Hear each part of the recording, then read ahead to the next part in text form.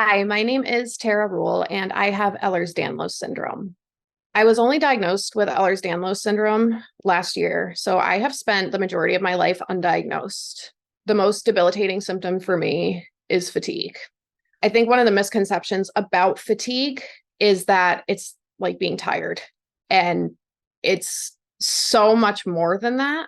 Before I had the language to express to physicians that what I was experiencing was fatigue and brain fog, I just kept saying I was really tired and I just didn't feel well. But now that I have the language for it, I have really grown to learn how much different my experience is from people who don't experience chronic fatigue. To me, I describe it as feeling like my brain is drowning, and it will hit at any time it wants to. Sometimes I'll get lucky and go days or weeks or even months without fatigue or brain fog, and then it'll just hit out of nowhere.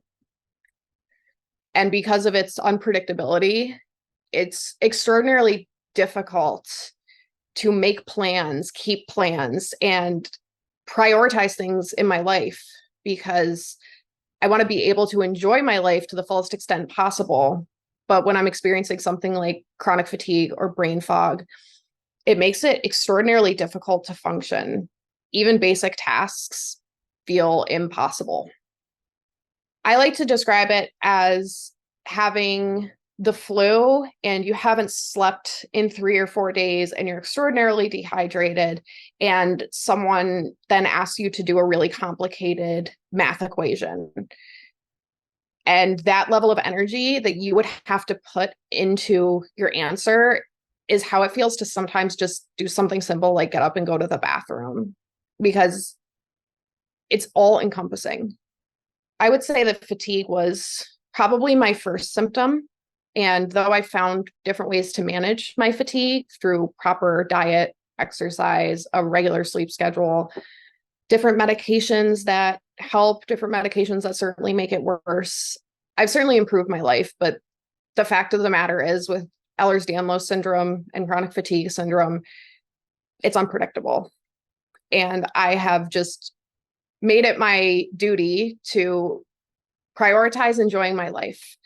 And part of that is sharing with others in my community and in my life that, hey, sometimes I might seem a little bit off or a little bit different, but that certainly doesn't mean that I don't want to be there. And I would rather participate in anything and maybe not fully be able to express myself properly than miss out on even more of my life, because a diagnosis has given me an answer.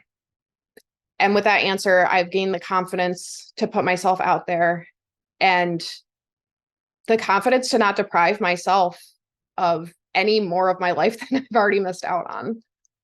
I think the most important thing to me when it comes to chronic fatigue is understanding from my peers, my family, my friends, and from employers. And by understanding, I don't mean that I want them to know how I feel, because I honestly wouldn't wish this on my worst enemy. I hope no one has to feel the way I do a lot of the time.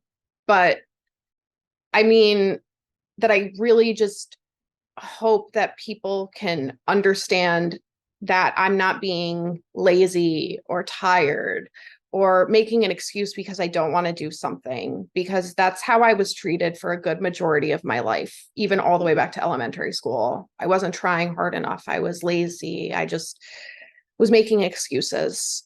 And I've been so grateful to learn that so many people in my life understand me, and they understand that it's not laziness. It's not just me being tired or making an excuse.